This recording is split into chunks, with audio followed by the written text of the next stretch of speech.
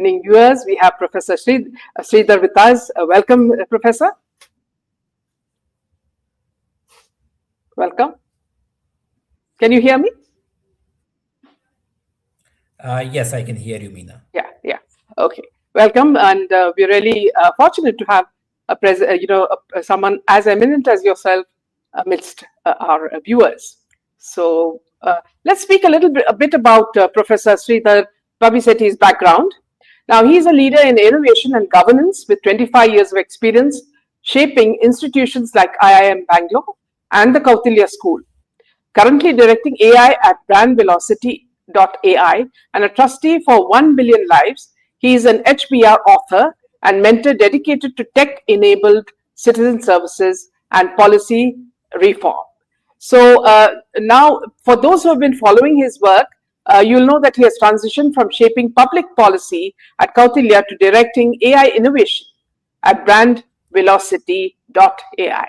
So welcome, Professor. Thank you so much, Meena. I look forward to our conversation. Yeah. So let's move on to the first point that we wanted to discuss with you. Now, with your current focus on AI innovations at brandvelocity.ai, what is the one way AI is, what is AI fundamentally changing how we should think about citizen-centric governance, Professor? We live in the world of AI. I mean, AI is going to disrupt quite a few things around us. And what we see that's happening with AI is a whole lot of reimagining is happening in terms of how we can leverage technology for more human-centric applications. While at brandvelocity.ai, we are looking at how marketing and advertising can be reimagined with the power of AI. For the question that you asked about how can it become more citizen-centric, AI will enable us to put the spotlight on the citizen and his needs as compared to where we are today stuck up with the government, the rules, the laws, and its 500-page manuals, which probably only few people understand in the world. And the needs of the citizen is so far away from being met. So AI gives you an opportunity where you can inverse all this ability of technology to discover what the citizen needs and make it very easy to transform in a way that the government can service better. So government should leverage this opportunity of truly transforming the way they operate and not get blocked in the old world IT systems, which are only government centric and not citizen centric. Yeah. So this fundamental shift can be done. Yes, please continue. Yeah, this fundamental shift can be done if governments earnestly adopt AI and focus on becoming citizen centric and citizen focused. Absolutely. So, what is this fear that people have put into our minds, saying that see, AI is something we have to be scared of, and because it will take away a lot of jobs. And I've also literally heard it from people working in very top companies, multinational companies, who are saying that because of AI, jobs have been downsized, and they are working overtime to fill in for people who have been removed. Well, I mean, every technology innovation brings in its own set of changes around us.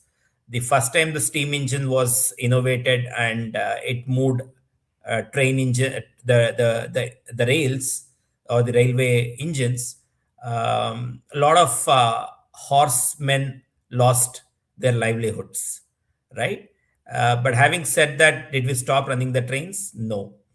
The next time we put cars on the road, did we say that so many other livelihoods will be lost? No, the world around adapted to these innovations and tried to leverage and coexist with that, right? I'm sure you will remember that there was a time when the bankers went on a strike when government wanted to introduce computers into the Indian banking system, saying that we will lose jobs. Well, not everybody lost jobs. Few might have lost, but then the rest of the bankers learned to coexist with with IT system, learned to coexist with computer, and they ended up becoming far more efficient at serving the customers.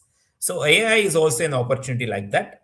In the short term, yes, there will be some job losses that could come by, but I'm sure AI by itself is not a superpower. AI, when it exists with a human in the loop, is when it becomes far more useful and impactful. Very few of us will let go of control of how things happen around us only to AI. We may take AI's assistance, but we wouldn't allow AI to become our master. Absolutely. Now, we often hear about AI risks, but from a policy perspective, what is the biggest opportunity that governments are currently missing? It is a great opportunity for people to reskill themselves, to imbibe and invoke how AI can make them work better, and look at it just like like the first time a motor engine was involved, right? Was invented. People benefited by involving motor engine for different activities around them. So AI will also be as effective as computers were half a century ago, right? So Yeah. AI will enable. AI will require a lot more readjustment from how we operate and how AI wants to operate. But humans will continue to play a very important role in the future with AI. How do you bridge the gap between technical rigor, that is the data, and the messy human reality of public policy?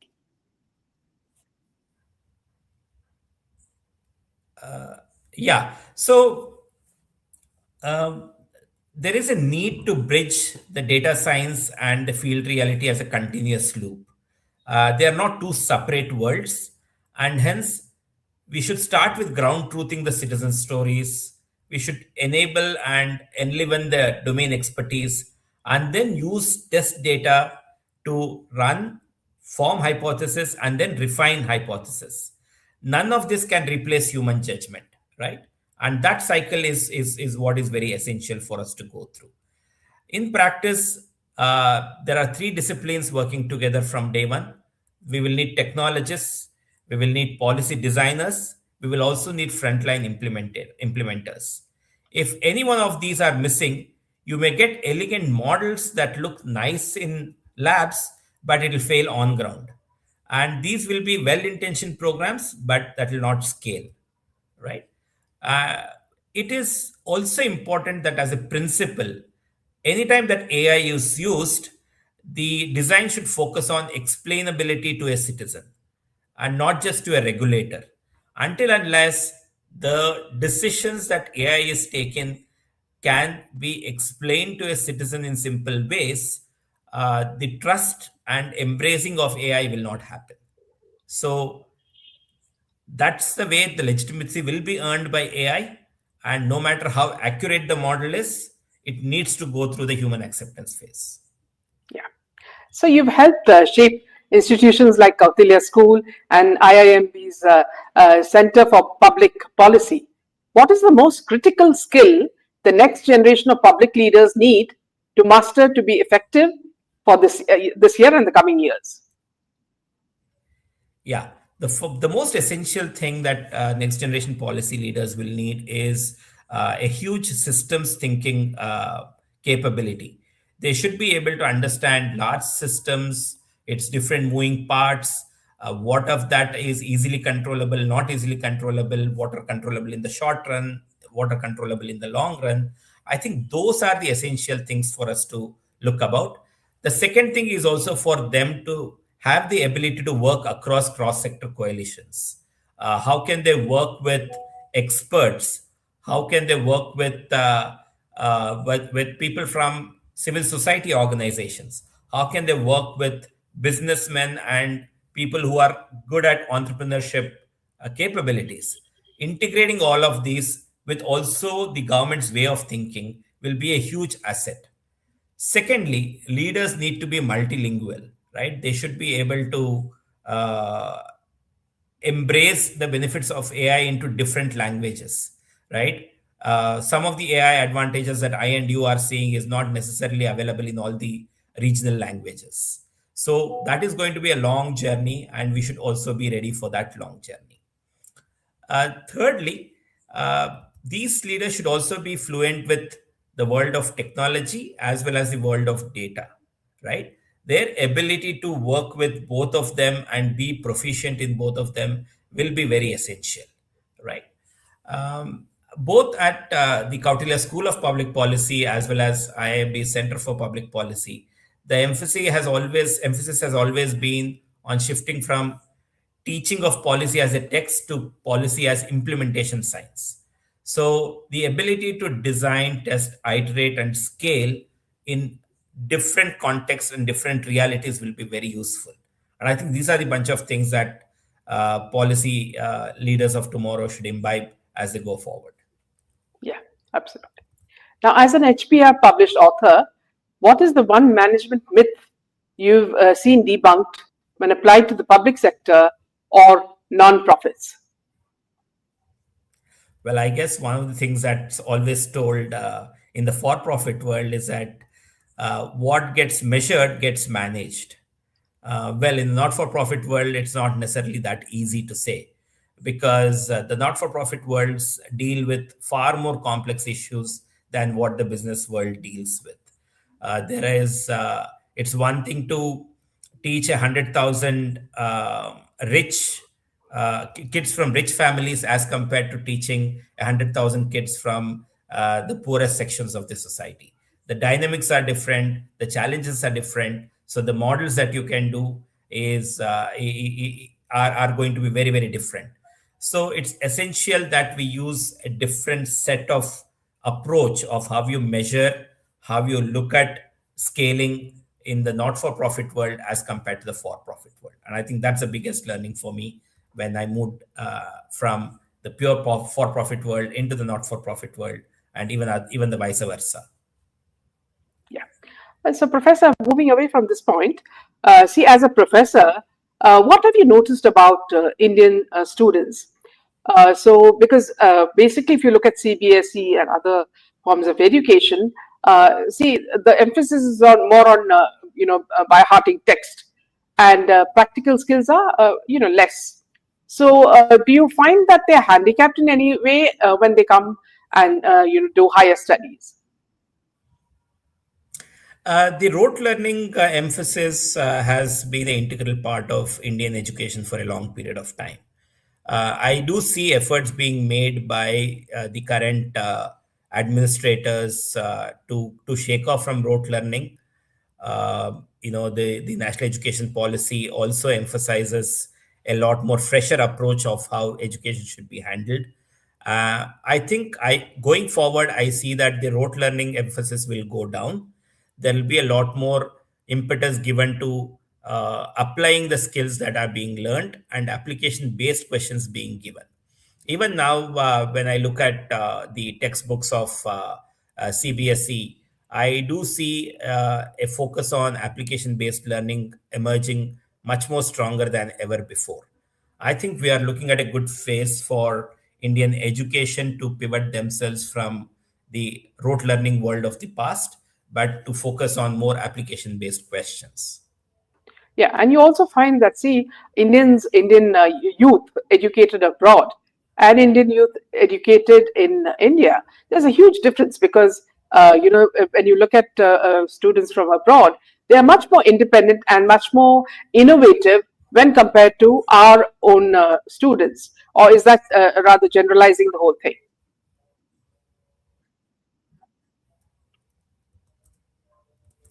Meena, I couldn't get the question. Could you kindly repeat that? So the comparison, if you take youth educated outside India and those educated within India, there is, sort of a huge difference in that the students studying abroad are very, very independent and are more innovative. Whereas in India, they're, a little bit more careful, how they plan their life and how to do things in, as they grow older. I can't hear Meena. Can you try again? Yeah. Okay, I'll move on to the next point. When you mentor, So when you mentor tech startups, what is the most common mistakes founders make when trying to solve social or governance problems? I think one of the common challenges that tech startups do is they focus a lot on what is technically convenient, right? Rather than look at the problem as a whole, right? I think one of the things that tech founders should spend a lot of time is to get closer to customers, spend more time interacting with customers and seeing how their tech solutions are working at the customer's end. And I think the more and more iteratively they are able to take the the customer feedback, imbibe it, improve their product, and make it better. I think that's a journey that is far more important for all startup founders to look at. Tech is essential foundational piece that they will build on, but understanding customer, iterating to customers expressed and also not so well expressed needs, right? Only once you show one demo will customers come back and say, oh, you know what, I also need some more new features, right? That iterative way of working with the customer and adding more features and understanding the different types of customers that exist and how can you more efficiently serve some of them or all of them. I think those are the journeys that most tech founders struggle to do with, right? Tech founders love if you can give the requirement from the market in a very crystal clear 10-page document, but life is complex. The requirements don't come in neatly written 10-page documents, but they are all in the minds of hundreds of customers who are waiting to be delighted through your technical capabilities. So, but there are also a number of startups which have closed down, though they started out with a lot of, zest. Well, I guess every startup journey is, um, you know, uh, failure is as much certain as success when you go on a startup journey. But innovation and entrepreneurship are great vehicles that we can't do away with. They are the ones who can always go back to first principles and completely reimagine how a particular problem can be solved with very fresh eyes. The classic example is Netflix. Netflix moved into the era where physical resources were not constraining them anymore. They were able to move into a completely subscription based, as well as take the movie for as long as you want, right? And I will not bill you more for the number of days you keep the movie. That was the first business model change that Netflix did. And Netflix made this transition, but many other existing companies like Blockbusters did not make, right? So business model innovations get created by some firms who become extremely good at spotting what the latent consumer needs are and adapting and delivering it as compared to the existing rules and norms of the industry, right? Also, So yeah, please. this this this Yeah. disruption is made possible only because incumbents as well as new innovators will come back and solve the problem very differently the next time around as compared to as it was done in the past. So when you spoke about Netflix, Professor, there's one negative thing that I found about Netflix is that uh, they also work like AI. Okay, they try to understand what you want and feed you what you want. Okay, so Yeah. that's a difference between see the movies that come from Hollywood or the entertainment that comes from Hollywood.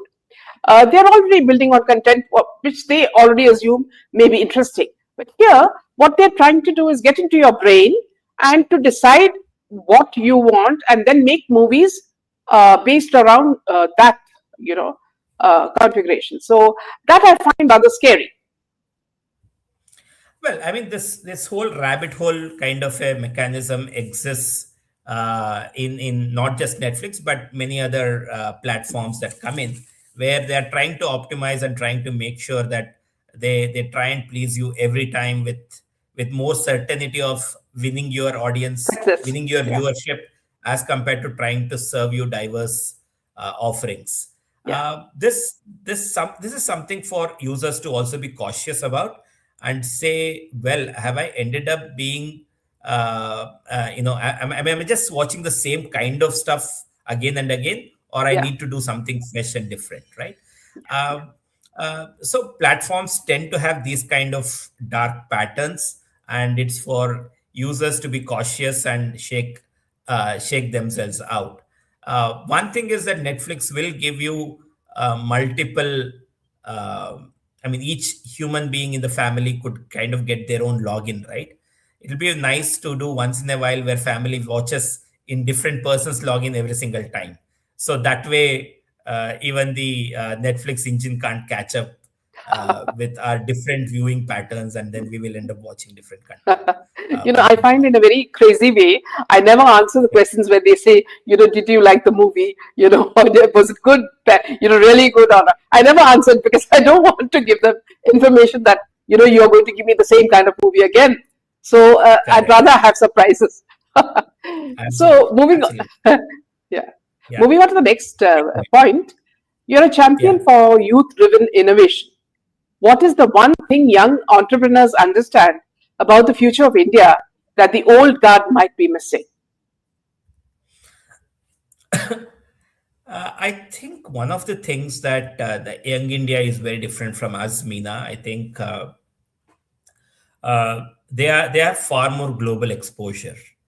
I think the first time you and I took the flight out of India was much later than how sooner these kids are going out abroad and getting a different sense of how things Exposure. could be. So they're different. They have a different sense of what could be normal in different contexts, right? So they have different experiences. They have uh, they network far more widely and differently than how we would network, right? Our networks would probably be far more homogeneous than their networks, which I do see are being far more heterogeneous today, right? So those are two early trends that I see. They have global influences. They have they have far more diverse groups that are coming in, and the third is also they are digital natives, right? I mean, we took a lot of time to learn how to scroll. Today, a child who's born in less than a year, she knows how to scroll, right? Yeah, yeah, So I think that being digital native also could be an advantage for them, because they might actually demand more from the physical world as well, and say, you know what, how can we do the phygital integration better, right? The old guard might always be very skeptical of saying that 10 minute mein uh, ration कैसे आएगा, right? Or the 10-minute delivery of services was not something that we thought would be a norm till somebody came and disrupted it. And the guys who disrupted it are just youngsters, right? I mean, they're far young to even kind of be bounded by our own old guard way of thinking. So I think this freshness, this ambition that they want to change a lot more for their own convenience, I think these are all things that are very different from the old guard thinking. I would, however, want to caution the youngsters to uh, not give up so early. They need to have the tenacity to go on yeah. the chosen direction for much more longer than Longer. uh, give it up very easily. And I think that's something that's going to be tested in the years to come, of how Yeah. long they will hold the line that they started off with. Yeah. In fact, what you said is really amusing because I've noticed that when you talk to children or see children today, their source of entertainment is going to the mall and playing in these little playgrounds that they have on the top floor or wherever. In our times, we used to just go to the playground and play any games, and we used to come back very tired and voraciously hungry. So that pattern has also changed because today playgrounds are not outside, but they're in malls, and everything is done in such a way that it protects the child doesn't get hurt, he doesn't get any bruises. So that's also a negative point of the pace that we are going in. Now Sunita has a point she's just stressing. So she says these days The conversations we have with friends are here too by tools. The other day, when I spoke about coffee crockery set, after a while, all the suggestions and ads I got were about variety of crockery. Is it only me or everyone? So, ma'am, will you answer this? I'll leave it to Professor, so let him answer this, Sunita. Sudhita, you're definitely not alone. Anytime that we speak, there are enough devices around us who are very happily listening and trying to see how we can entice you into something that you may have just expressed in the by even by the way of passing, right? Yes, we live in a world where anytime we consume something that is given to us for free, they are always trying to see how they can monetize our next moves. Um, well, is this all gloomy and dark? Well, it's not. I think, let me ask you, I'm sure you use Gmail as your email service. Uh, do you remember clicking on the ad that's shown along the right side of the Gmail bar? I'm sure we all have learned how to ignore that. The sponsored ads are something that human brain has somehow figured out how to ignore over a period of time. Um, yes, the ad engines are going to become much more sharper and much more closer to what you have spoken, or even you may be even thinking, right? I mean, I'm sure somebody is even already trying to think of ways of penetrating our mind and see what you could be thinking and show ads corresponding to that. But I don't think we should be paranoid about it. I'm sure we will be able to find a way around it, right? Um, uh, Even I think in the race between tech and human, I think humans are still in the game. AI is going to change a little bit, but not necessarily take away the game from us. Yes, so I think she's added something. She said, but this much degree of commercialization, it isn't ethical, sir. Well, it's not ethical, but I think a more important question for us to ask is how much of that commercialization is legal, right? Yeah. Um, so yes, I mean I agree with you. Of this much of snooping is it ethical or not? It's not. It's definitely not Yeah. ethical. But we should get into the world of is it legal or not as well. Somewhere ethics and legal may not necessarily be the same all the time.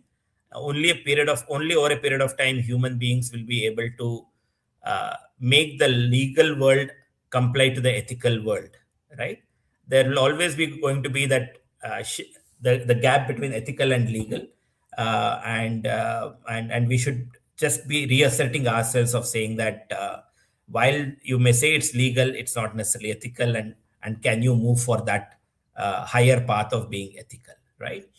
I mean, for example, I have few dear friends who, whenever they come home, they are like, you know what? Why don't we keep all our devices away, switch on your Alexa and everything else, and let's just sit and talk away from all devices, right? And the first time I heard these guys, I thought, are you guys kidding?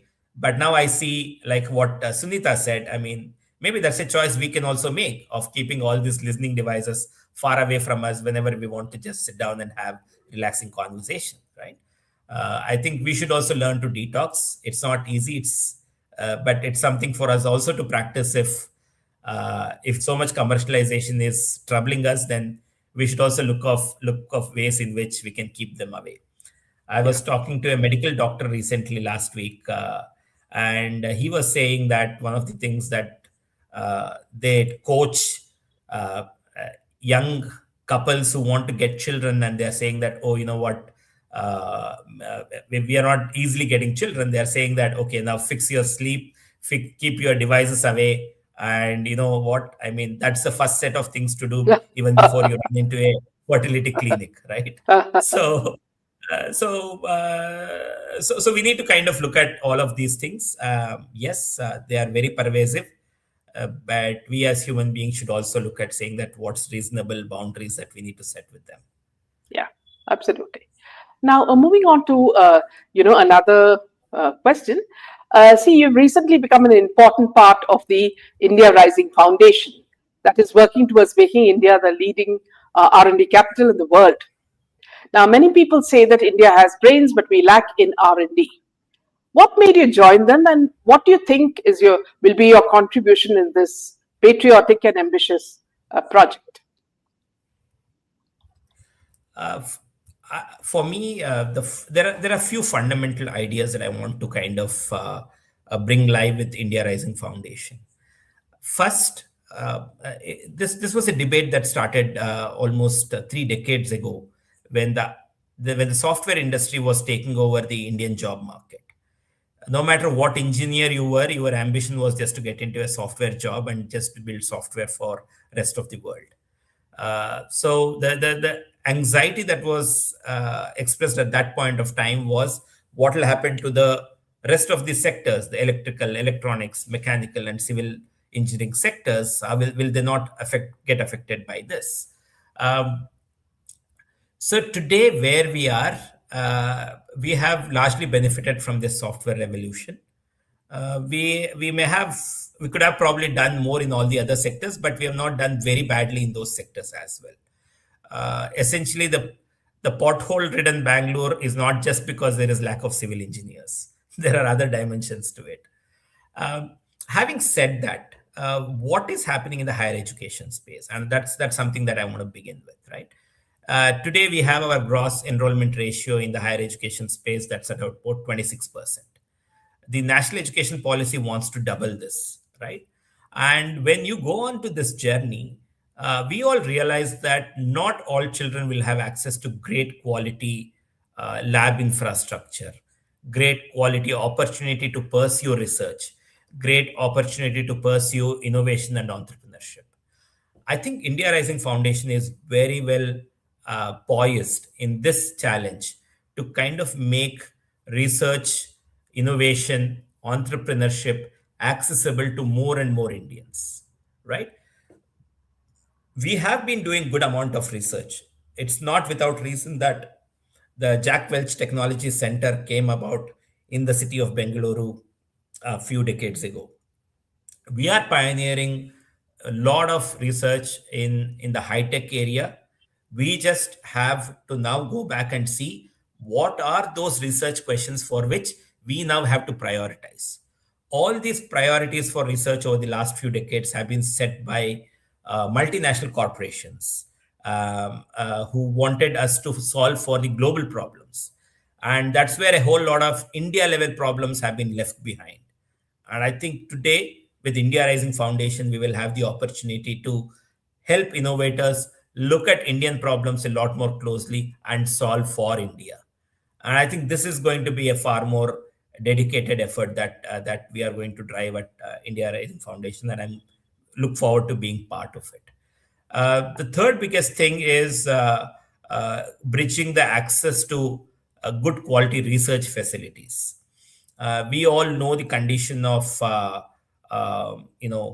government schools, our government colleges, and they are having a huge deficit in terms of good quality research capabilities.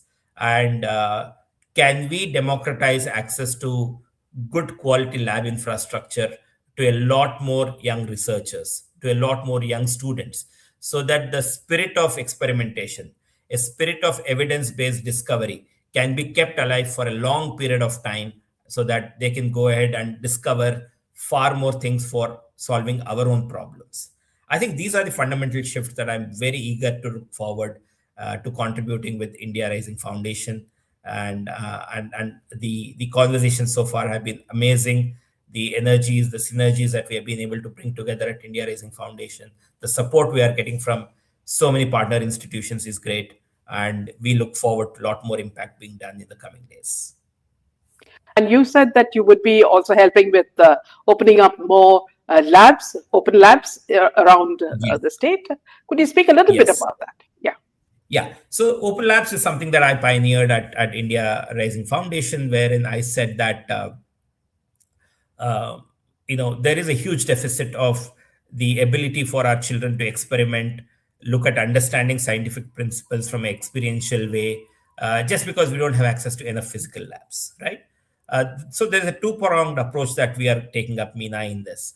The first approach is now to say, work with existing labs and say, on a mutually agreed mechanism, can some of our researchers have access to their labs?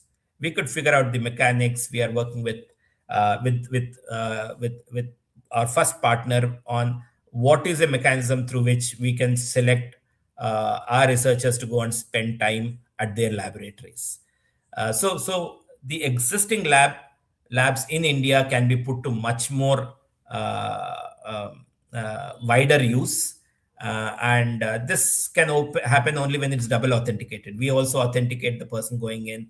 We stand sure that in case anything goes wrong in the lab, then we can be held liable and not the poor kid who tried to experiment and did something new, right? So that's one ability that we are building in. Second is we are trying to identify the deficits that's there in the lab infrastructure in different regions of the country and see how we can bring in very specific focused lab infrastructure in different parts of the country. And between these two, we surely are hoping to increase the ability to do research for a lot more people and innovate and find a lot more scientific outcomes. Excellent. So, with this, we'll end this conversation. Thank you so much for joining us. Good night, Jai Hind, and Jai Shri Ram. Jai Hind, thank you so much for bringing me onto this conversation, Meena. Thoroughly enjoyed the conversation and look forward to meeting again. Good night.